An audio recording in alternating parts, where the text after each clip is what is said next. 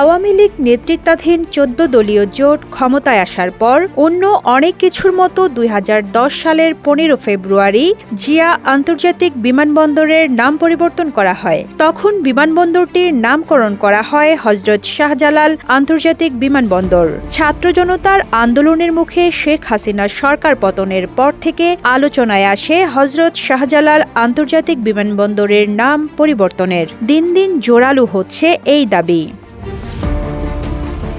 বিমানবন্দরের নাম পরিবর্তনের দাবিতে চলতি সেপ্টেম্বরে বেশ কয়েকটি বিক্ষোভ মিছিল সহ মানববন্ধন করেছে বিভিন্ন শ্রেণী-পেশার মানুষ। তাদের দাবি, কোনো কারণ ছাড়াই আওয়ামী লীগ সরকার জিয়া আন্তর্জাতিক বিমানবন্দরের নাম পরিবর্তন করেছিল, তাই বিমানবন্দরটির নাম আবারও জিয়াউর রহমানের নামে করার দাবি তোলেন তারা।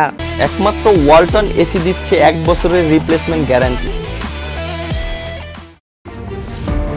তবে বিমানবন্দরের নাম পরিবর্তনের বিষয়টি নিয়ে এখনও কোনো সিদ্ধান্ত নেওয়া হয়নি বলে জানিয়েছেন বিমান ও পর্যটন মন্ত্রণালয়ের অতিরিক্ত সচিব আবু নাসের খান। গত বৃহস্পতিবার সচিবালয়ে বিশ্ব পর্যটন দিবস ২০২৪ উপলক্ষে বেসামরিক বিমান পরিবহন ও পর্যটন মন্ত্রণালয়ে আয়োজিত সংবাদ সম্মেলনে তিনি এ তথ্য জানান।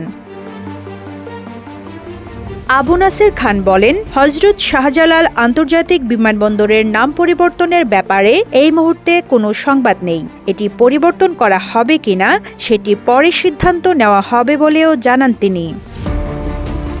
সেপ্টেম্বরের শুরুর দিকে হযরত শাহজালাল আন্তর্জাতিক বিমানবন্দরের নাম পরিবর্তন করে আগের নাম জিয়া আন্তর্জাতিক বিমানবন্দর করার দাবিতে মানববন্ধন করেছেন শত শত সাধারণ মানুষ।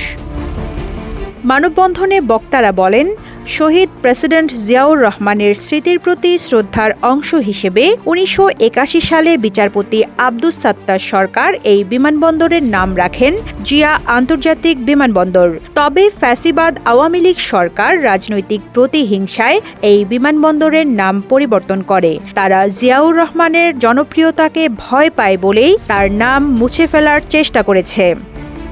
তারা দাবি করেন, দেশ পরিবর্তন আর সংস্কারের জায়গায় এই বিমানবন্দরের নাম আগের জায়গায় নিয়ে যেতে হবে। একজন জনপ্রিয় রাষ্ট্রনায়ক, আধুনিক বাংলাদেশের রূপকার, স্বাধীনতার ঘোষক এবং রণাঙ্গনের মুক্তিযোদ্ধার নামেই এই আন্তর্জাতিক বিমানবন্দরটির নামকরণ করতে হবে।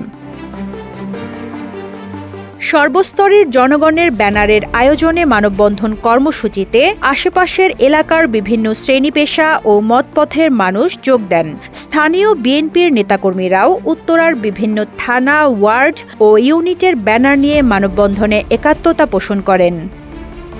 রিজওয়ানা রিন্তি, ইত্তেফাক।